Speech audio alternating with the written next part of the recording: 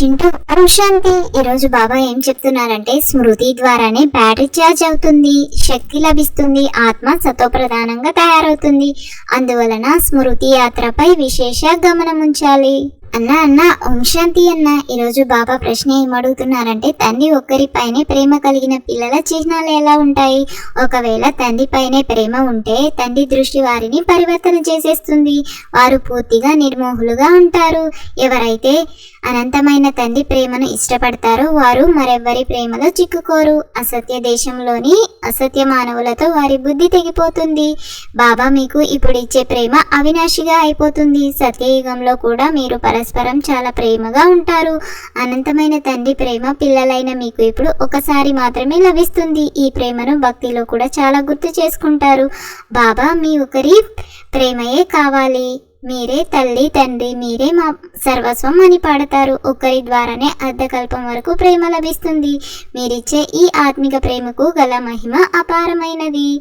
ఈ ప్రపంచంలో వచ్చిన వారు ఏదో ఒక రోజు ఈ ప్రపంచాన్ని వీడి పోవలసిన వారే. ఎవరు శాశ్వతం కాదు. కాబట్టి పుట్టుక ఎంత సహజమో చావు కూడా అంత సహజమైనది. సత్యమే నిజమైనది, శాశ్వతమైనదన్నా.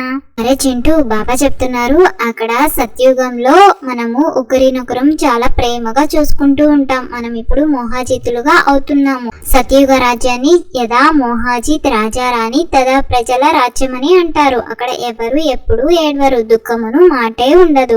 ఒకప్పుడు భారతదేశంలో ఆరోగ్యం, ఐశ్వర్యం మరియు ఆనందం ఉండేవని మీకు తెలుసు. ఇప్పుడు అవి లేవు. ఎందుకంటే ఇది రావణ రాజ్యం.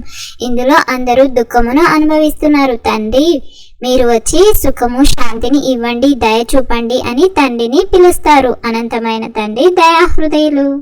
మొట్టమొదట మనము దైవీ శరీరాన్ని తీసుకుంటాము, అనగా దేవతలమని పిలువబడతాము. తర్వాత క్షత్రియ, వైశ్య, శూద్ర వర్ణాల్లోకి వస్తూ భిన్న భిన్న పాత్రలను చేస్తాము. ఈ విషయాలను మీకు ఇంతకు ముందు తెలియదు. ఇప్పుడు బాబా వచ్చి ఆది మధ్య అంత్యముల జ్ఞానాన్ని పిల్లలైన మీకు ఇచ్చారు. ఈ శరీరంలో ప్రవేశిస్తానని తండ్రికి సంబంధించిన జ్ఞానాన్ని కూడా వారే ఇచ్చారు. ఇతనికి తన 84 జన్మల గురించి తెలియదు. ఇంతకు ముందు మీకు కూడా తెలియదు. శ్యామసుందరిని రహస్యాన్ని కూడా అర్థం చేయించారు. శ్రీకృష్ణుని కొత్త ప్రపంచం మొదటి రాకుమారుడు, రాధ 2వ నెంబరులో ఉంది. ఇద్దరి మధ్య కొన్ని సంవత్సరాల తేడా ఉంటుంది. సృష్టి ఆదిలో వీరిని మొదటి వారు అని అంటారు. అందువలన అందరూ కృష్ణుణ్ణి ప్రేమిస్తారు. కృష్ణుణ్ణి శ్యామసుందరుడు అని అంటారు. స్వర్గంలో అయితే అందరూ సుందరంగానే ఉంటారన్నా. అరే చింటూ, ఇప్పుడు మనము ఎక్కే కలలో ఉంటే అందరికీ మేలు జరుగుతుంది. విశ్వంలో శాంతి ఉండాలి, సుఖము కూడా ఉండాలని భారతీయులే కోరుకుంటారు. స్వర్గంలో సుఖమే ఉంటుంది, దుఃఖమును పేరే ఉండదు. దాన్ని రాజ్యం అని అంటారు. సత్యయుగంలో సూర్యవంశం, తర్వాత 2వ గ్రేడులో చంద్రవంశం ఉంటుంది. మనము ఆస్తికులు, వారు నాస్తికులు. మనము నాదునికి చెందిన వారైన ధనవంతులం. తండ్రి ద్వారా వారసత్వాన్ని తీసుకునే పురుషార్థం చేస్తున్నాము. మాయతో గుప్తంగా మనకు యుద్ధం జరుగుతుంది. రాత్రి వేళలో తండ్రి వస్తారు. శివరాత్రి ఉంది కదా, కానీ శివుని రాత్రికి అర్థం కూడా తెలియదు. ఆ బ్రహ్మరాత్రి పూర్తి అవుతుంది, పగలు ప్రారంభమవుతుంది.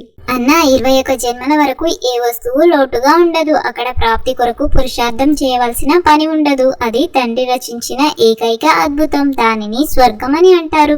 దాని పేరే ప్యారడైజ్. ఆ స్వర్గానికి అధికారులుగా తండ్రి తయారు చేస్తున్నారు. వారైతే కేవలం అద్భుతాలను చూపిస్తారు, కానీ మిమ్మలను దానికి అధికారులుగా తయారు చేస్తారు. అందువలన ఇప్పుడు నిరంతరం నన్ను స్మృతి చేయండి అని బాబా చెప్తున్నారు. స్మరిస్తూ స్మరిస్తూ సుఖమును పొందండి. తనువుకు సంబంధించిన కలహ క్లేశాలను తొలగించుకొని జీవన్ముక్తిని పొందండి. పవిత్రంగా అయ్యేందుకు స్మృతి యాత్ర కూడా చాలా అవసరం. మన్మనాభవ, తద్వారా అంతిమతి సోగతి అయిపోతుంది. శాంతిధామాన్ని గతి అని అంటారు. సద్గతి ఇక్కడే జరుగుతుంది. సద్గతికి వ్యతిరేకం దుర్గతి. కోపమే అన్ని అనర్థాలకు మూలం. నరకానికి ఉండే ప్రధాన 3 ద్వారాలలో కోపం ఒకటి. మిగిలిన 2 మోహము, ఆశ. కోపంలో ఉన్న వ్యక్తి ఆలోచన రహితుడవుతాడు. అప్పుడు విచక్షణ జ్ఞానాన్ని కోల్పోయి పశువులా ప్రవర్తిస్తాడన్నా. అరే చింటూ, బాబా మనకి హోంవర్క్ ఏమిస్తున్నారంటే సర్వశక్తివంతుడైన తండ్రితో మన బుద్ధి యోగమును జోడించి వారి ద్వారా బ్యాటరీని ఛార్జ్ చేసుకోవాలి, ఆత్మను సతోప్రధానంగా చేసుకోవాలి. స్మృతి యాత్రలో ఎప్పుడూ తిక్కుమక పడరాదు. చదువును బాగా చదువుకొని మనపై మనము దయ చూపుకోవాలి. తండ్రి సమానం ప్రేమ సాగరులుగా అవ్వాలి. తండ్రి ప్రేమ ఎలాగైతే అవినాశిగా ఉంటుందో అలాగే అందరిపై అవినాశి సత్యమైన ప్రేమను ఉంచుకోవాలి. మోహాజితులుగా అవ్వాలి.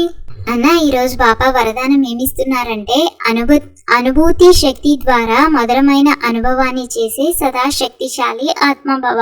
ఈ అనుభూతి శక్తిశాలి చాలా మధురమైన అనుభవం చేయిస్తుంది. ఒకసారి స్వయాన్ని తండ్రి కంటిపాప ఆత్మను అనగా కనులలో ఇమిడిపోయిన శ్రేష్టమైన బిందువును అని అనుభవం చేయండి. ఒకసారి మస్తకముపై ప్రకాశిస్తున్న మస్తకమణిని, ఒకసారి స్వయాన్ని బ్రహ్మబాబాకు సహయోగిగా ఉన్న కుడి భుజాన్ని, బ్రహ్మబాబా భుజాలని అనుభవం చేయండి. ఒకసారి అవ్యక్త ఫరిస్తా స్వరూపాన్ని అని అనుభవం చేయండి. ఈ అనుభూతి శక్తిని పెంచుకుంటే శక్తిశాలిగా అవుతారు. అప్పుడు చిన్న మచ్చ కూడా స్పష్టంగా కనిపిస్తుంది. అంతేకాక దానిని పరివర్తన కూడా చేసుకుంటారు. అందరి హృదయపూర్వక ఆశీర్వాదాలు తీసుకుంటూ ఉంటే మీ పురుషార్థం సహజమైపోతుంది అని తండ్రి స్లోగన్ ఇస్తున్నారన్న. ఈ అనాథముల సంభాషణ మీకు కనుక నచ్చినట్లయితే లైక్ చేసి షేర్ చేసి తప్పకుండా సబ్స్క్రైబ్ చేయండి.